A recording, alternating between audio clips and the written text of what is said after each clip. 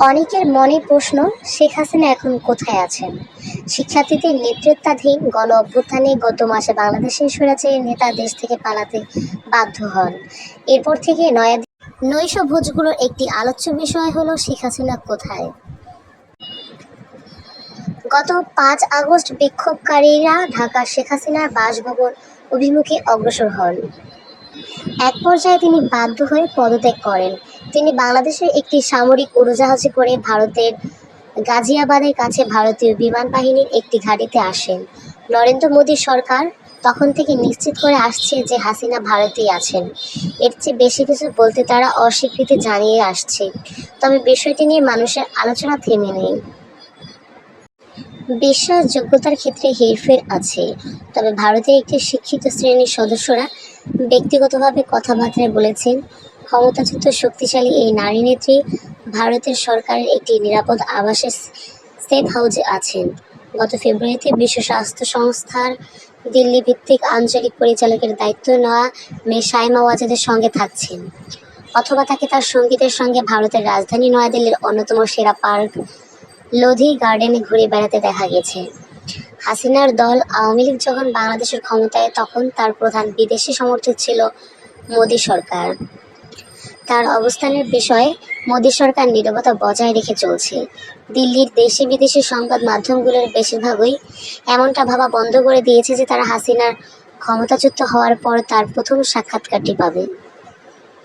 তবে এর বেশ কয়েকটি কারণও রয়েছে। হাসিনার পতনের পর ক্ষমতা গ্রহণ করে ডক্টর মোহাম্মদ ইউনূস নেতৃত্বাধীনকারী অন্তর্বর্তীকালীন সরকার। আন্দোলনকালে শত শত হত্যার জন্য হাসিনাকে দায়ী করেছে এই সরকার। ভারত ও বাংলাদেশের মধ্যে একটি প্রত্যর্পণ চুক্তি রয়েছে। ২০১৩ সালে হাসিনা সরকার চুক্তিটি করেছিলেন। তত্ত্বগতভাবে এই চুক্তিকে তার বিরুদ্ধে ব্যবহার করা যেতে পারে যদি বাংলাদেশের নতুন সরকার তাকে গ্রেপ্তার করতে চায়। ইউনূসের অন্তর্বর্তী সরকারের আইন, বিচার ও সংসদ বিষয়ক উপদেষ্টা আসিফ নজরুল ফাইন্যান্সিয়াল টাইমসকে বলেছেন, ভারতের সঙ্গে থাকা প্রত্যর্পণ চুক্তি অনুযায়ী তাকে হাসিনা বাংলাদেশের কাছে প্রত্যর্পণের দাবি জানাতে পারে। আসিফ নজরুল আরও বলেছেন, আপাতত আমরা আশা করি ভারত তাকে বাংলাদেশে অস্থিতিশীলতা উস্কে দিতে দেবে না। তিনি মিথ্যা ও অপতথ্য ছড়িয়ে এমনটা করার চেষ্টা করছেন। হাসিনার উদ্ধৃতি হিসাবে উল্লেখ করা বিতর্কিত মন্তব্যের ভিত্তিতে গণমাধ্যমের সাম্প্রতিক প্রতিবেদনের পর ডক্টর ইউনূস নিজে বলেছেন, বাংলাদেশ তাকে ফেরত না চাওয়া পর্যন্ত ভারত যদি রাখতে চায় তাহলে শর্ত হবে তাকে চুপ থাকতে হবে। এমন কিছু শব্দ ভারতীয় কর্তৃপক্ষের কিছু লোককে চটিয়েছে। নিজ দেশ থেকে পালানো আঞ্চলিক নেতাদের আশ্রয় দেওয়ার ইতিহাস রয়েছে ভারতের। চীনা অভিযানের মুখে ১৯৫৯ সালে পালিয়ে ভারতে এসে থাকতে শুরু করেন তিব্বতের আধ্যাত্মিক নেতা দালাই লামা। ভারত ভিত্তিক তিব্বতে নির্বাসিত বেসামরিক প্রশাসনের কাছে রাজনৈতিক দায়িত্বগুলো হস্তান্তর করেছেন। তবে তিব্বতের আধ্যাত্মিক নেতা সম্প্রতি মার্কিন কংগ্রেসের একটি প্রতিনিধি দলকে স্বাগত জানিয়েছেন।